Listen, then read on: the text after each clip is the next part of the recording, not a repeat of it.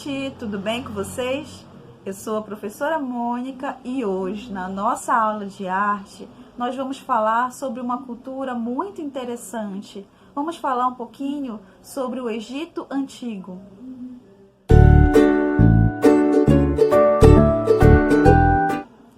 Nas nossas aulas passadas, nós estudamos um pouquinho sobre as funções da arte, né? Principalmente 3 delas. Vamos lembrar?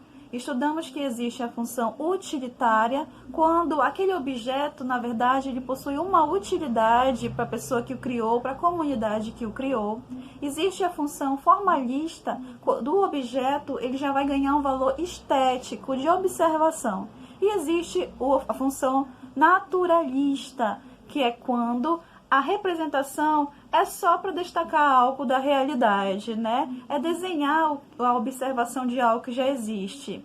Então, existem algumas culturas, né? Aprendemos isso, que no decorrer do tempo da história da arte, elas podem mudar de função, certo? Hoje nós vamos destacar uma dessas artes, né, que é a arte do Egito Antigo. Nós vamos reconhecer as mudanças que ocorreram para essa cultura dentro da arte, né, e ver que ela pode sim mudar de uma função e ir para outra. Vamos lá prestar atenção para que a gente consiga identificar isso.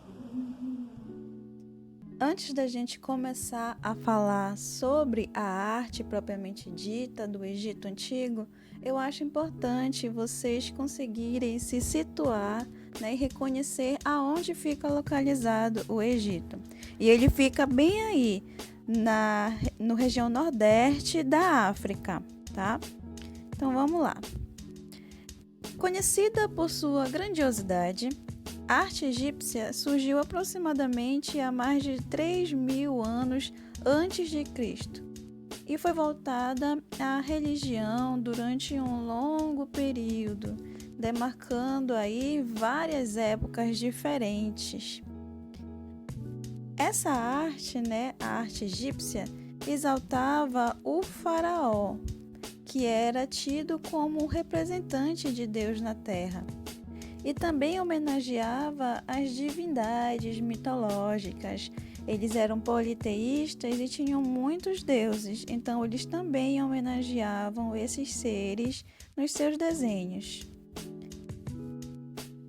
Quase todas as expressões artísticas dessa época eram uma forma de preparação para uma transição importante, né? Que era uma transição da vida para a morte. Isso porque, gente, eles eram obcecados com a ideia de imortalidade. Sendo assim, eles tentavam garantir uma vida após a morte confortável e compreensível para o soberano deles, né? Então, até o momento, a gente consegue perceber que a arte, para essa comunidade, elas tinham um valor de utilidade, né? Então, elas tinham uma função utilitária. Vamos lá agora conhecer um pouco mais das modalidades que hoje nós consideramos como uma forma de arte, porque a gente já analisa a partir do seu valor estético. Então, agora a gente vai observar a função formalista dessas expressões do Egito Antigo, tá? Então, a gente vai começar com a pintura. E a pintura egípcia, galera, obedecia um padrão, tinha até uma lei para ela, e ela se chamava de Lei da Frontalidade. Essa lei consistia em pintar as pessoas com o tronco de frente, os pés e a cabeça e as pernas, elas ficavam de perfil. Além disso, tinham outros detalhes também que eram bem peculiares. Por exemplo, as mulheres, elas eram pintadas da cor ocre, que é uma cor quase amarelada. Já os homens, eles eram pintados de vermelho, de tons vermelhos. Para a realização dessas artes, o que eles faziam? O faraó, ele contratava artistas para desenhar e pintar as paredes das pirâmides. E assim a sua história ela podia ficar registrada nessa vida e na outra vida, né, na após a morte, já que eles acreditavam nessa vida após a morte. Então, esses artistas, eles não assinavam as obras deles, eles não eram exatamente artistas renomados, porque eles não tinham poder, eles não tinham liberdade, na verdade, de criatividade. Porque como existiam essas leis e como existia essa cobrança do faraó, então não poderia haver uma liberdade de expressão exatamente nos seus desenhos. Ele tinha que seguir a lei da frontalidade, sempre. Um outro ponto que é muito interessante, que a gente pode analisar esteticamente, é a dimensão das pessoas que são retratadas nesses desenhos. Como assim? Bom, quanto maior é a pessoa, maior é o poder dela naquela sociedade. E aí, os pobres, os marginalizados e os outros que não pertenciam à família do soberano, elas eram desenhadas bem pequenininhas, bem minúsculas, tá? Isso é uma coisa bem interessante de vocês observarem. Isso que vocês estão vendo agora não é uma pintura. Ela já é uma coisa chamada hieróglifos, que é a escrita. Os egípcios também ficaram conhecidos com uma escrita avançada. Eles tinham essa forma, esse texto deles, né? E às vezes elas eram feitas parecido com esculturas, ou eles faziam vazados, eles esculpiam nas paredes esses textos, né? Essas informações, a história deles. Então, aí vocês conseguem observar, né, que mesmo que não existisse um padrão de arte, né, estética, exatamente naquela época, eles tinham muitas noções de desenho, de pintura, de dimensões, né, mesmo que a liberdade não fosse tão grande para essa área.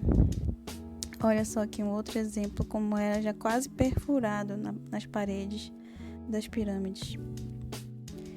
E aí vamos falar um pouquinho agora das esculturas egípcias, que também elas obedeciam padrões seguindo os traços particulares das pessoas, tá? Eles tentavam fazer os traços mais próximos possíveis das pessoas a quem eles estavam homenageando, a quem ia pertencer aquela escultura, principalmente a posição em que ela ocupava na sociedade.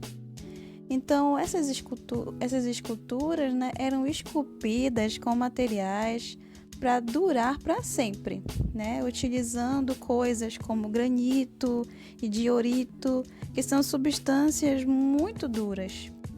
Geralmente, elas eram esculpidas sentadas ou em pé. E a pose era sempre frontal, né? Diferente do desenho da pintura, que era sempre de lado, né? Aqui a escultura ela vai estar sempre de frente, com os braços bem próximos do torso, que é do corpo, tá? Sempre vai ser assim.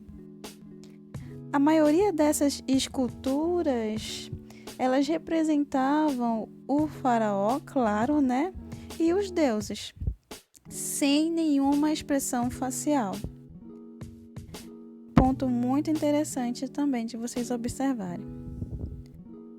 Outra coisa muito legal dos faraós, né, dos faraós da arte egípcia, é a arquitetura, né, bem interessante. A arquitetura, ela também funcionava, também tinha uma função, né, uma funcionalidade. E as mais conhecidas pirâmides que existem, elas estão localizadas aí nesse ponto, que é o deserto de Gizé.